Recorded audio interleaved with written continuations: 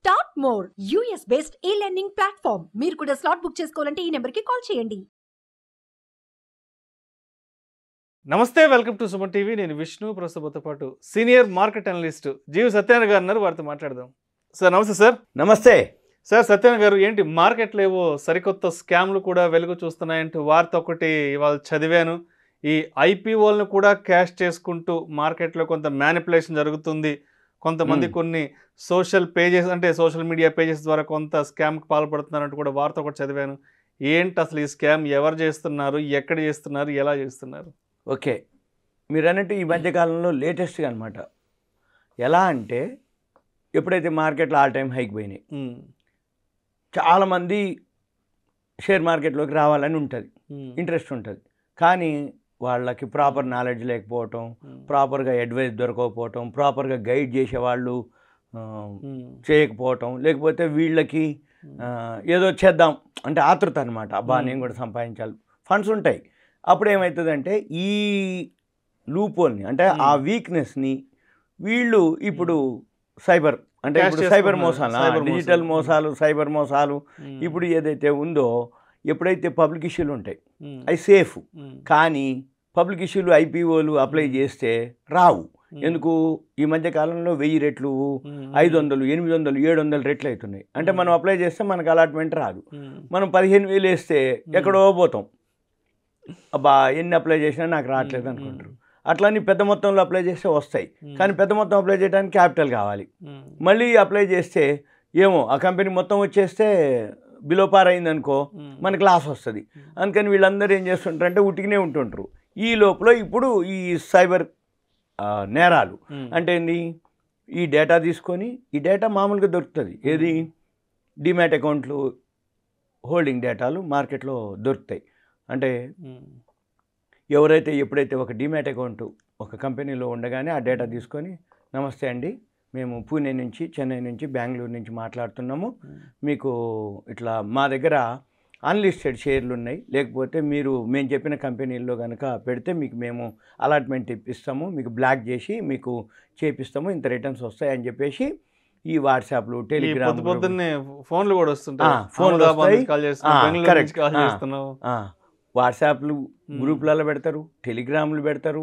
ఇలా ఏవైతే marketing ఫేస్బుక్లని, ట్విట్టర్లని, digital మార్కెటింగ్లో అట్లా పెడతారు. పెట్టగానే మనం కనుక క్లిక్ చేయగానే వాళ్ళు లైన్లోకి వస్తారు.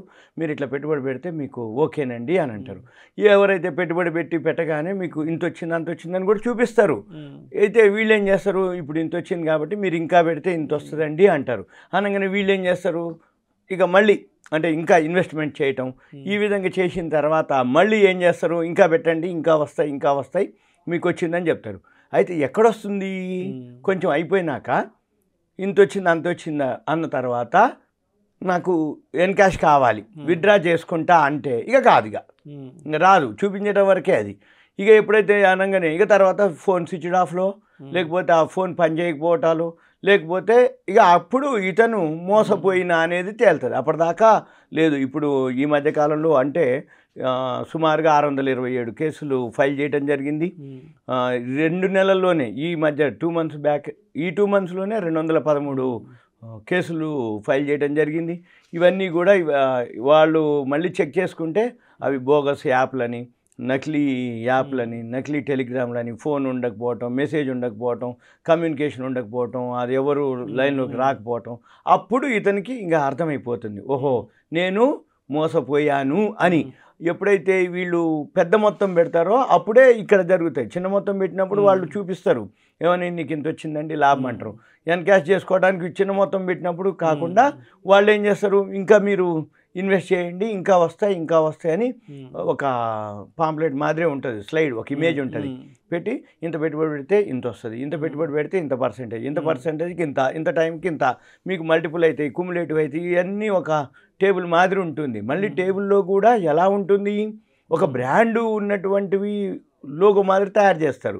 అంటే ఏంది, నమ్మకం కుదించడం కోసం, నమ్మకం కలిగించడం కోసం మేమేదో ఫేక్ది డూప్లికేటు చీటింగ్ అని లేకుండా నమ్మకంగా అబ్బో వీళ్ళది ఇదేదో మంచి కార్పొరేట్ ఇదేదో మంచి కంపెనీ రా, ఇదేదో మంచి బ్రాండే ఉంది, ఇది అట్లా చేయదు మోసం అని ఒక నమ్మకం కలిగిస్తారు ఫస్ట్. నీకు కలిగించిన తర్వాత మనం పోయి అడిగితే మాకు తెలియదండి అట్లాంటి, మా దాంట్లో ఇట్లాంటివి జరగవండి అంటారు. అంటే ఒకవేళ ఏదైతే ఆ బ్రాండ్ ఉన్నటువంటి లోగోలో అవన్నీ యూజ్ చేసినాక మనం ఏం చేస్తారు, మోసపోయిన వాళ్ళు ఫస్ట్ ఏమండి ఇది మీ నుంచే వచ్చింది నాకు అని అడుగుతాడు. అంటే అట్లాంటివి మా దాంట్లో ఉండవండి, మేము చేయమండి, మీరు చేసేటప్పుడే కన్ఫర్మ్ చేసుకోవాలి అని చెప్పేసి వాళ్ళు చెప్తారు.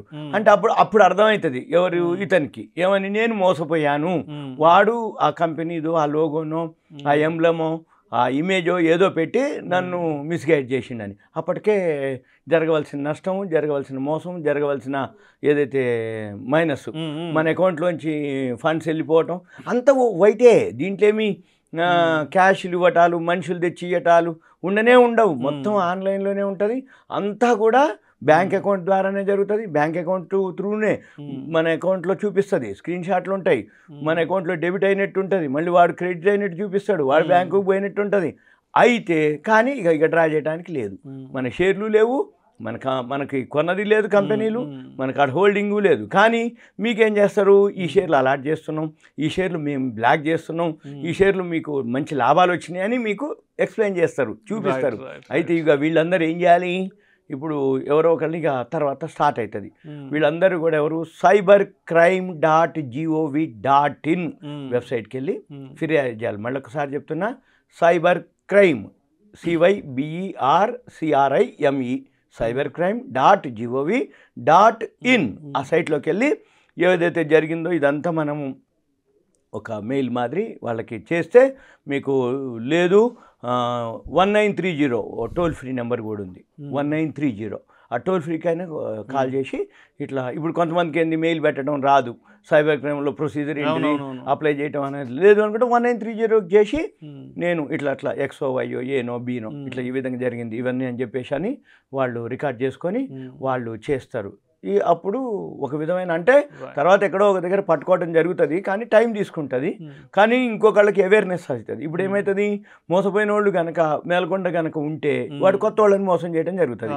అలా కాకుండా ఈ 1930 cybercrime.gov వెబ్సైట్కి వెళ్ళి వీళ్ళు మోసపోయినాము అని అంటే వాళ్ళు ఏం చేస్తారు, కేసులు ఫైల్ చేయటం, ఇంకొకళ్ళు మోసపోకుండా ఉండటం కోసం అవేర్నెస్లు.